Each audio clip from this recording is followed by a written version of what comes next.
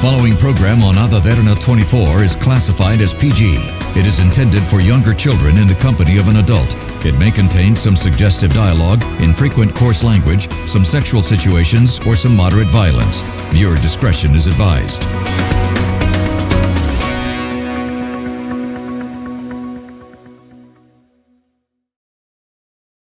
The following program contains opinions of the participants and does not reflect the views and beliefs of the Derana Media Network. The network believes in a safe space for all ideas to be expressed without any censorship and on its duty to create such a platform for free speech. Viewer discretion is strictly advised.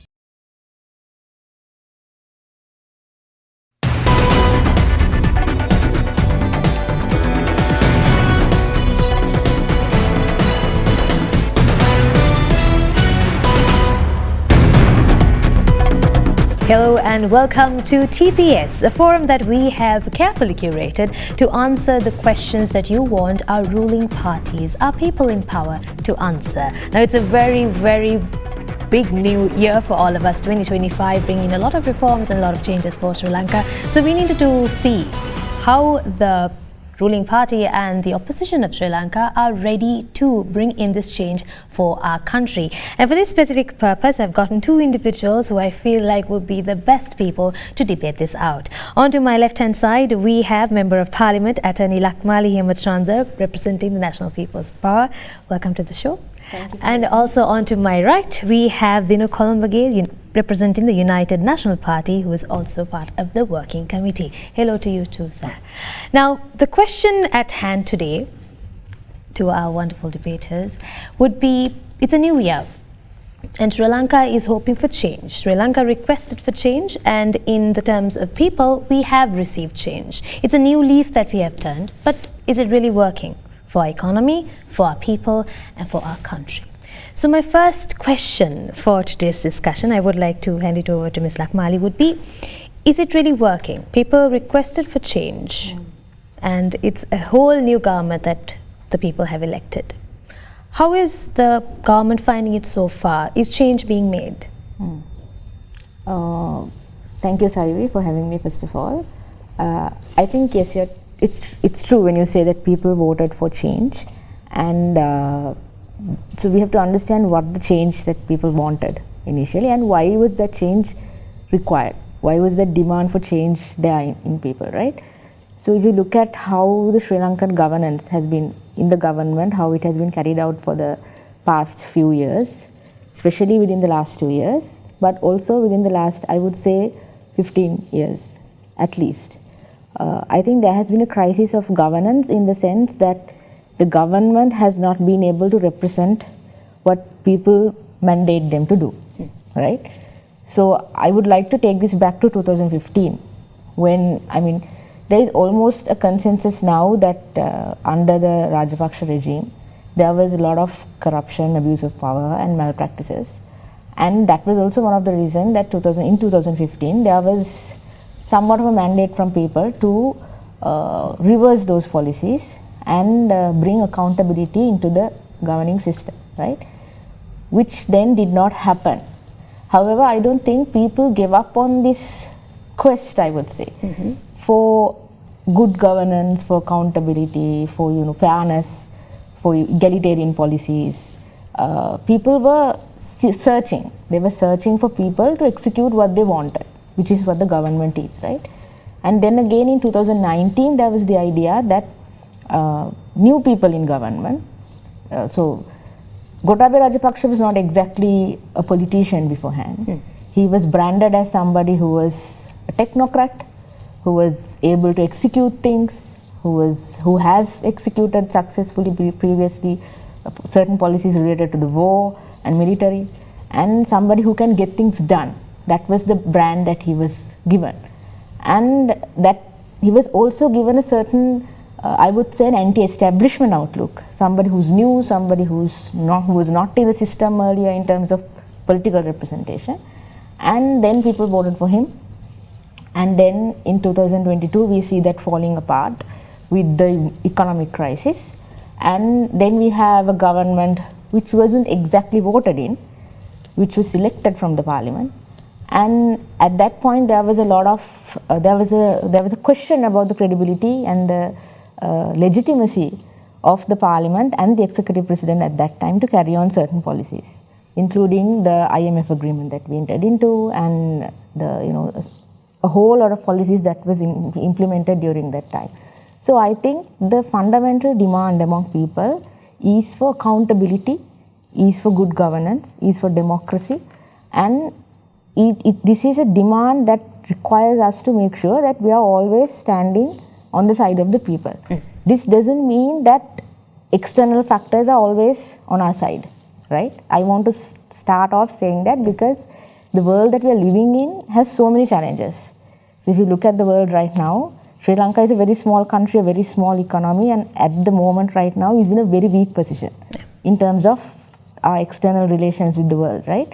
But when you also look at what is happening in the rest of the world, what we see is, we see war brimming, we see economic policies of the Western countries especially taking a sort of a protectionist turn, and we see there is still a sort of a global recession going on.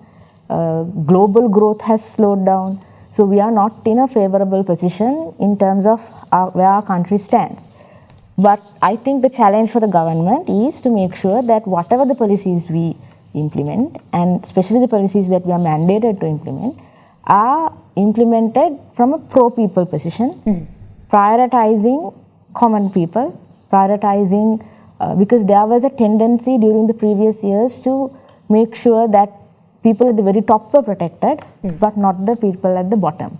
Right? People from the lower classes, middle class were not protected. So our job, our mandate, I feel like in terms of economic policy that you start off, the main mandate that we have is to make sure that everybody is included in this policy making process and everybody is represented through the If Ms. Lakmali, if I'm to interrupt right there. So the current government that was brought into power was, or rather their objective is to ensure that all people of Sri Lanka are protected. Correct me if I'm wrong. Yes, and represented. Represented for. Now, and whatever the policies that are put in place will be beneficial to all. Now, NPP was elected as change.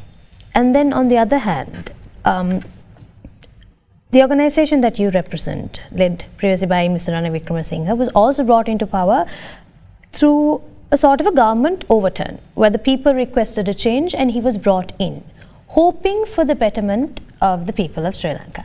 Now, NPP was brought in this time around for the same reason, and your government was brought in previously for that same reason. How is it different? Well, as you rightly said, 2022, the government of the time was overthrown by the people through popular protest. And Mr. Wickramasinghe was then asked by members of parliament to take over as the president. He went through the vote in parliament. He was elected. He came in with a massive handicap. The parliament that he was reliant on was not his own parliament. It did not have members of his own party there. He was reliant on the support of members of a political party who have traditionally been opposed to his economic, social, and political ideology. The change that we brought in at that time was very simple. The first speech he gave before even becoming president, when he took over as prime minister, was the pledge to address the economic crisis that we were in. I mean, we have to remember the reason that Mr. Gotabaya Rajapaksa and his government was overthrown was because the country hit bankruptcy. We were in an economic crisis. There were fuel queues, there were power cuts. I mean, we don't need to keep repeating it. We all know what happened. And Mr. Wickramasinghe was brought in as to an extent, a caretaker president who was given the task of rebuilding the economy, which he set about doing. And I think in that sense, the results speak for itself. We had six consecutive quarters of economic growth. The last quarter of 2024 saw 5% economic growth. We have come out of bankruptcy. We have managed to restructure our entire debt. So what we set about in those 2 years, we did achieve. Rightly so, a change had been asked by the people. Unfortunately, our hands, and the former president's hands, were tied by the parliament that he was handed. Now, that is why he contested then the election in 2024. His first task, which was the economic recovery, had been completed. His second task was now to bring about the legislative, social, and economic frameworks that would ensure there's a sustainability to the change that the people of Sri Lanka are asking. Unfortunately, we were not successful at the election, but we are hopeful that the current government will continue down the program we brought in. I mean, we have to thank the current president and his cabinet for continuing with the IMF program. I know there's a lot said about restructuring the debt agreements. There's a lot of talk about not going to the IMF following the presidential election. We're glad that that has only just stayed to political talk, and once it came to governance, they realized that the program we have in place needs to be continued with, because as the Honourable Member of Parliament pointed out, internationally the situation is not stable. So right now is not the time where, especially on the economic side of things, the government should go about playing again with fire. So yeah, I mean, we are hopeful. We're hopeful that the change that we started to bring about will continue with this government. All right. Now, by the looks of what the both of you and your representing governments have brought together, it feels like it is almost similar to be closer, but it's different. And the minute I said that, Ms. Lakmali said no. I want to sort of dig deeper into it. Now, you mentioned, Mr. Dinouk, that the policies and the dealings with IMF that the previous government have kept, the current government is working with. So there could be a question for the public. Okay, look, NPP promised that these changes would be happening, but once they came into power, it doesn't seem like those changes are necessarily taking place significantly, but rather they are still aligning with the policies that are kept from the previous government. That is a fair thought process a person could properly have from, let's say, a holistic view. They just have a top-down view. How are we to say, or what assurance does the current government have for the people of Sri Lanka to say that, look, you all wanted us to change things. You all have tried this before with a different government. We're not going to make the same mistakes. There's not going to be a repetition of what we went through from 2022 to 2024. So what sort of assurance does the country as a whole have from NPP and of course from your perspective to ensure that history will not repeat itself? I wouldn't say that the current position of the government is that Sri Lanka is in a very precarious position in terms of the economy and in a very fragile position. Therefore, we see that there are certain reforms that requires to be done. We do not agree with certain reforms that has taken place during the past regime, but we also do not want to change them in a way that will create further shocks to the economy. So while we acknowledge that changes should be done in the reform process, in the very reform process that Mr. Wickremesinghe implemented, which Dinouk has talked about, we don't agree with the direction that the country was taken with those reforms. However, any change has to be done in a way that benefits the economy and the country. So changes, the way change is done, if you look at what Mr. Gotabaya Rajapaksa did during 2019 when he came into power, during 2016 and 2019 also, Sri Lanka was under a similar economic reform process which was done in the previous 2 years, right? Which was unsuccessful at the time. That's why Gotabaya Rajapaksa was elected into power. There was a lot of economic issues that there was poverty rising, there was growth that was stunted, there were issues in the economy. And that's why Mr. Gotabaya Rajapaksa was elected. However, he took certain measures too fast, too radically, which turned people against him. So while people demand change, they also demand change to be done in a sustainable and safe manner, which we understand because we are not in 2019. We are not looking at the economy from that perspective. We have seen what happened after that, and we understand while change is required, change also has to be responsible and sustainable. So for change to be sustainable, it is very important in our perspective that a government like us, who's people-oriented, pro-people, who do not see protection of certain social classes as the protection of the whole economy. A power like that, staying in power is also very important, especially for these 5 years and then afterwards also. For us, that is a number one priority for us. So we don't want to create disruptions that will that will give away the opportunities for certain political parties and certain groups in the society to create discourses and dissatisfaction that will, because when a crisis happens, when you switch on a crisis, it's pretty easy to switch on a crisis in a country like Sri Lanka, and then once that happens, it takes people into a situation of desperation. So governments elected with 2/3 majority, with high popularity, can be overturned, right? They can be toppled. Like Mr. Wickremesinghe was not brought into power; he was selected into power, and that remains a problem for us because his cabinet, and everybody in the parliament, majority of the parliament members who supported him, were booted out of power by people, by democratic vote. And we are still stuck to a situation, we are still grappling with the situation, or reforms or policies that were implemented with that kind of legitimacy of power, right? So those policies aren't entirely legitimate, those policies weren't entirely democratic, but changing them also has to be done in a responsible manner, which wouldn't really put Sri Lankan economy in a further precarious position. Our main goal is economic inclusion. Because for us, during the past 2 years, what we have seen is people getting left out. We are leaving behind groups of people. We are leaving behind workers, farmers. We are leaving behind women. We are leaving behind entrepreneurs, small and medium entrepreneurs. We are leaving behind industrialists. We are leaving behind people, excluding them from the economy. And even yes, there is growth in the country, but inclusion of those people into the country also requires policy measures, right? So that is the priority for the government. So our economic policy is going to be about economic inclusion and making sure that there is fair participation into the economy. Okay.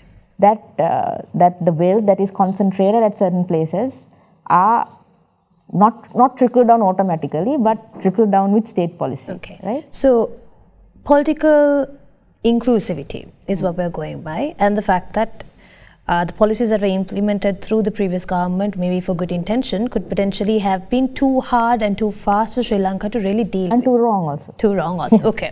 Let me take all that to you, Mr. Colombage. Now, political inclusivity, too much of a shock to Sri Lanka in terms of policies implementation.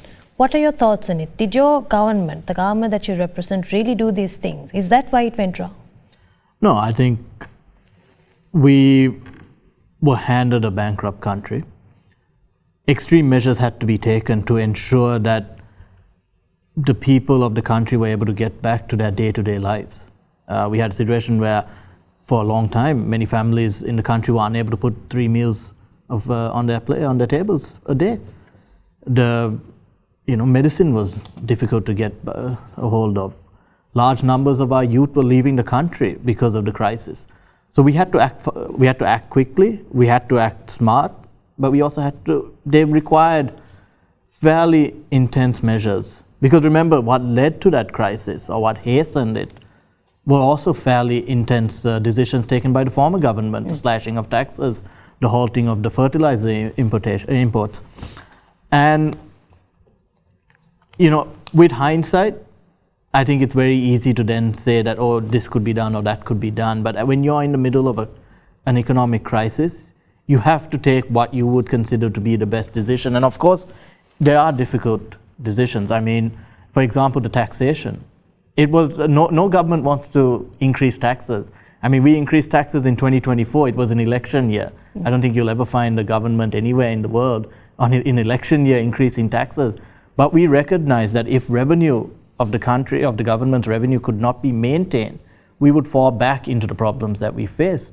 Under the National Economic Transformation Plan that President Wickremesinghe brought into Parliament, we have set a target of 15% of our GDP as our revenue target for the government by 2027. So we have 2 years to increase the government revenue to that model. Now, these were not figures that were just plucked out of the air. These were figures that were looked at by economists, along with the IMF, the World Bank, the Asian Development Bank, experts from across the board. And they have recognized that these are the best figures that we can come up with, which will ensure that the country does not fall back into that economic abyss that we were in 2022. However, having said that, we also took measures to try and alleviate the hardship that was faced by the public, such as the Aswasuma program. I mean, we have found that previously the Samudri was unfortunately a heavily politicized program where the real needy were not recipients of the government support. So we brought in a new program where we were able to bring in new lists of people. And we started spreading out the welfare that way. As for political inclusivity, we had a president from the United National Party, the centre-right party, who had to work with the members of the Sri Lanka Podujana Peramuna, the Sri Lanka Freedom Party, or centre-left political parties. So it showed that at that point he was ready to and able to work with those from across the board. At several occasions, we extended the invitation to the other political parties also to join. Mm-hmm. It was always that those 2 years were an interim period where the focus was the economic recovery of the country, and to ensure that the economic recovery was sustained, we wanted the buy-in of all political parties. We wanted that ownership taken by the political parties. We didn't want anyone sitting on the sideline just criticizing us while we worked, then simply to come in and reverse everything if and when they did come in. Unfortunately, the groups did not take it up. So that, I mean, again, hamstrung by the fact that this was not our parliament. But as I said, these were measures that had to be taken because of the severity of the crisis that we were in. All right. So taking into account both of you, your opinions and your government's opinions, of course, there's much more to discuss. I feel like that fairly sums up how the people are feeling at the moment with regards to our previous government and the current government. Of course, given the fact that there's much more for us to elaborate on it now, Mr. Dinouk, of course, brought in the fact of taxation reforms and such, and I think that'll be the best suitable topic for us to go in for our next segment. But before that, we're going to go for a very short commercial break. This is TPS.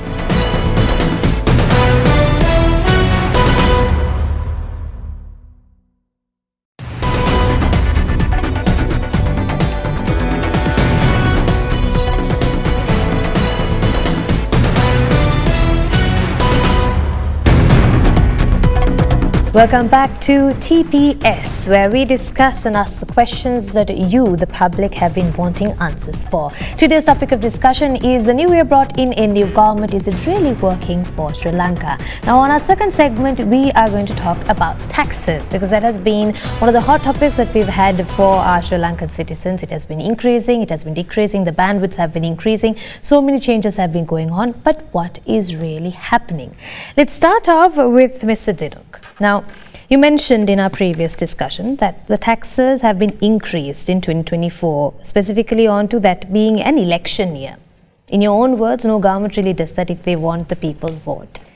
Why were the taxes increased? I know you've mentioned the fact that, okay, we need more revenue for government expenditure, but in a broader sense, why was taxes increased by the previous government? Well, very simply because in 2019-2020, when Mr. Gotabaya Rajapaksa came in, he slashed taxes. He cut it down to almost, near zero. It wasn't zero, but it was a very low amount. So government revenue dropped. 2022, we had a situation, as I said, an economic crisis, which required the state to step in and provide welfare to many citizens of the country. Now, to ensure that welfare meant that the government's revenue had to increase. The only way you can increase revenue, unfortunately, in the short term, is taxation.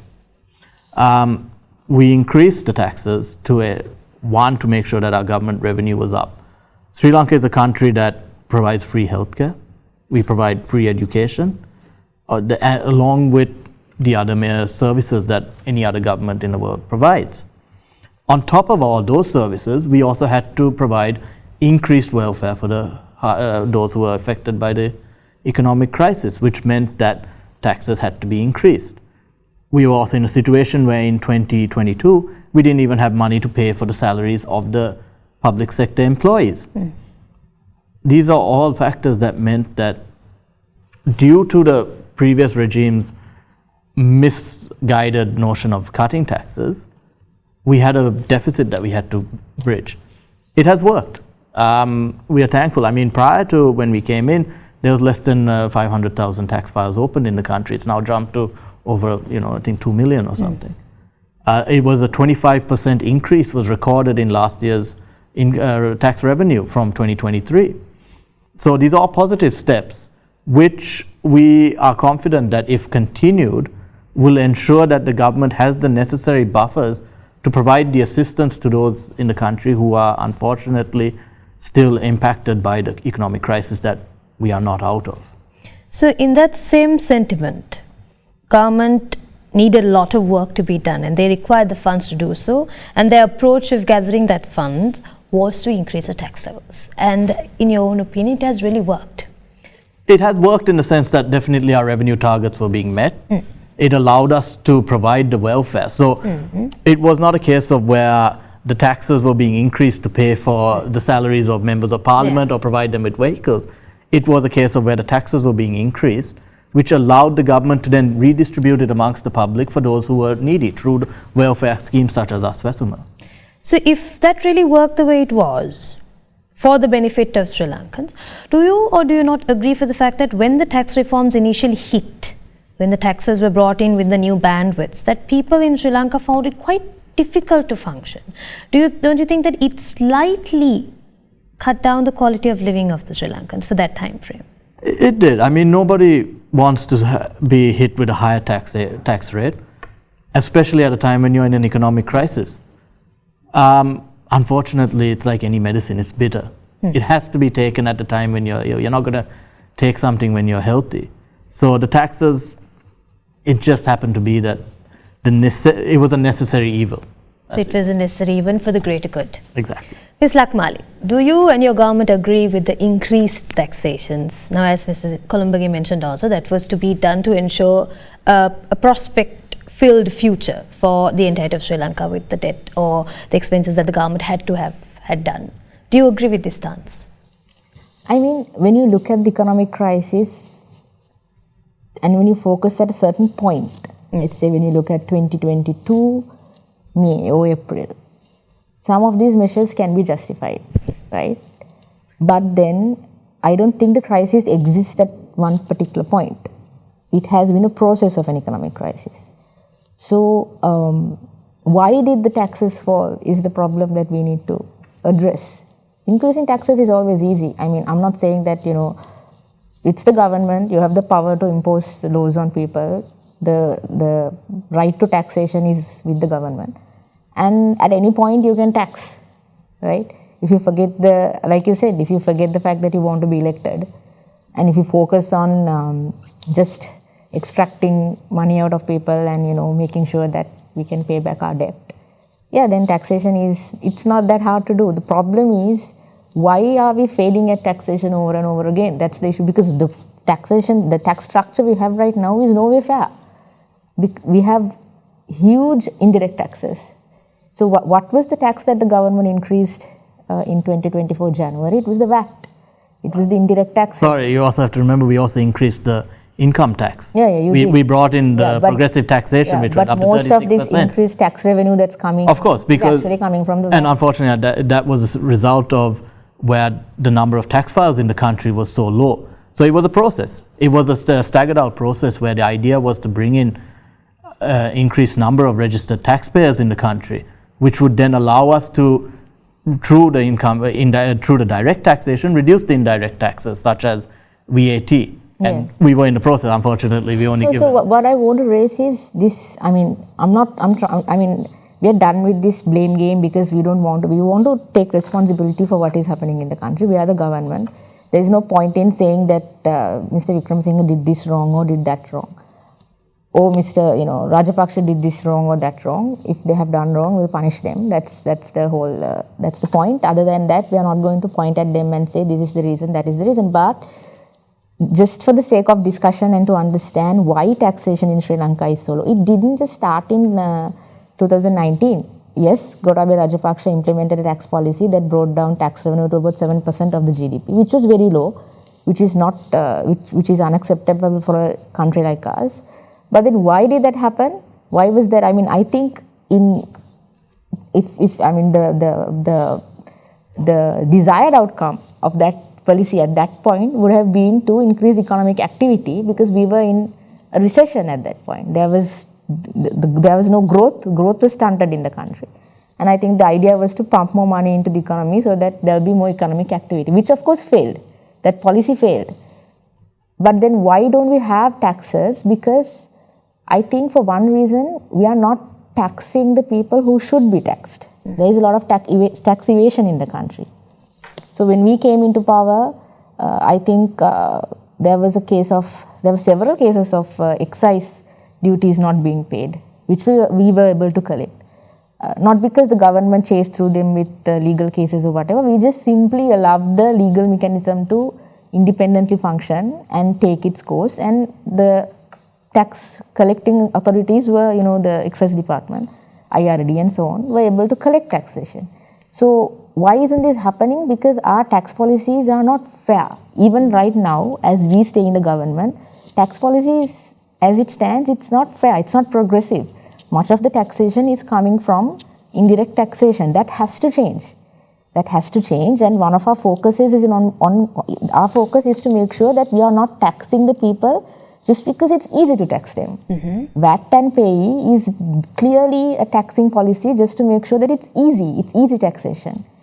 Collecting some taxes is hard, but that is where you should be collecting those taxes from. There are people who can pay taxes, and there are people who cannot at that point afford to pay taxes. Like you said, it actually reduces the quality of living, their quality of living, but for some people it's not the same, right? When you have more money, you can actually pay taxes without reducing your quality of living to the extent that a person who doesn't have money would reduce their quality of living. So that is the kind of progressiveness, the kind of fairness that we want to bring into the tax policy. How do you propose doing that? I mean, okay, so in terms of the reforms, of course, this I feel like is a topic that we must talk about. So now that we have understood the previous stance on taxes, let's definitely get into tax reforms, but let's do that after this short break. This is TPS, we'll be right back.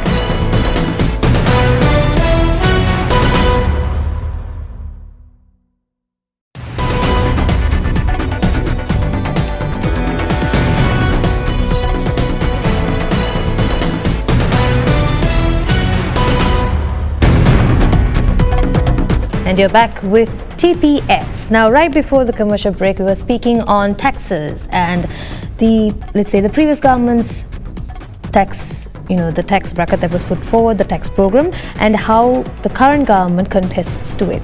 And I think, Mr. Colombage, you had a question for Ms. Lakmali. So, 70% of our tax revenue goes to paying the public servants' salaries. Now, just raising taxes, as you rightly said, it's easy. No government likes to do it, but it's an easy out. Increasing the tax files also is another way. But there was another step to our program, to reduce the burden of taxation on the public, was to ease up the loss and the wastage in public expenditure. Now, as I said, 70% of tax revenue goes to what is essentially a bloated public service. We have over 1.1 to almost 1.2 million public servants. Many of them are employed in state-owned enterprises that are loss-making. Let's take, for example, in 22, when we brought in the new taxation, 22-23, the Port Authority workers went on strike because up until that point, their income tax was actually paid by Sri Lanka Ports Authority. Now, this was a burden that was on the government to pay these individuals who were being paid salaries by the state. On top of that, the state had to pay their taxes as well. Now that meant that for citizen A, B, and C who are not part of the public sector but are in the private sector, their taxes are not only going to go and pay for the education, healthcare, the roads, the running of the municipal councils, all that. It is also going to pay for the tax for another individual who's employed by the state. So you're not only paying their salaries, you're also paying their taxes. Now these were measures that we had to bring in, and these were part of the reforms that we brought in, which ensured that the taxation, while it was tough, it was being spread across the populace. It was a progressive taxation. There was a lot of false information at the time of it, saying it's a 36%. It's not 36%. It's a progressive tax up to 36%. The top tier is at 36%. Now, what I'd like to know is how you spoke about, reducing the taxes. How are you going to reduce the burden? How will you ensure that the government continues to match its revenue targets, which it has? if you're going to reduce the taxes on the people, or if you're not going to, increase when necessary the taxation? I'm not saying that we're not going to increase taxation. For certain sectors of the economy, taxation will increase. Let's bring into part the currently reformed one that will be put forward in April, where the thresholds have been increased. Let's bring that into the discussion. Yes, so with the budget, I think there will be more tax reforms, but what is happening, what is announced right now is we are not increasing VAT and we are bringing down the PIT, the personal income tax levels, because it was too harsh. Yeah. And I think, as you said, if the government has recovered money and we are out of the economic crisis, now it's the time to bring it down. And we are increasing the withholding tax, which is a tax on money that is held in banks and so on. And I think there's a lot of misinformation that is being spread about the withholding tax. Withholding tax is a tax on money that is held in banks, right? Yes, retired and elderly are keeping their money in the bank, and that has to be exempted from this taxing policy. And we have clearly said that that is not going to be the objective of taxation. And if somebody is living just on that rent, which is again, we are looking at the retired community, retired people who are elderly people who are pensioners and so on, who are living off EPF or their pension schemes and so on. We don't want to tax them, but there are also people who are keeping money in separate several accounts in fixed deposits, not paying taxes. And it's important that they should be paying taxes to the economy, right? And this is excessive, this is surplus money, this is excess money, this is not the salaries, these are not the monies that they're spending on education, traveling and transportation and healthcare. This is basically surplus money that is held in banks. So I think it's not fair to say that this is an unfair taxing policy. This is a very fair taxing policy. It actually allows people who have more to pay more taxes and people who have less to not pay those taxes. And we are going to make sure that withholding taxes are not charged on people who are just living off the interest or who only have the interest money to live off. There are also people, there's a lot of tax invasion happening in the system because in several banks, one person would have deposits, huge deposits sometimes. So if you look at the, if you are to have 150,000 income per month, above that per month on interest, you have to have huge deposits in the banks. It's not just, these are not small sums that we are speaking of, right? And those people have to be taxed. We are taking the stance that those people have to be taxed, but there has to be exceptions to pensioners and so on. Those will be implemented. That is going to be, those taxes are not implemented right now. We have just expressed the intention we have elaborated the policy. And once we implement the policy, there will be exceptions awarded to people who we think should be exempted from the taxation, that particular tax policy. But I also want to say there's a lot of discussion about what, I think Dinouk also mentioned that we are paying for healthcare, education. We are actually more than 50% of our expenditure is interest expenditure. It's interest expenditure, right? So we are not talking about that. We are not talking about how to bring down our interest expenditure. So even if you look at the fiscal evaluation reports that the finance ministry regularly submits, every time the government expenditure falls, it's actually when the interest expenditure falls. That's the only time the expenditure would actually have a substantive fall. So we have to make sure that we are not getting into this cycle of debt, which we were very comfortably in before the bankruptcy hit the country, before we actually understood that we could not go on.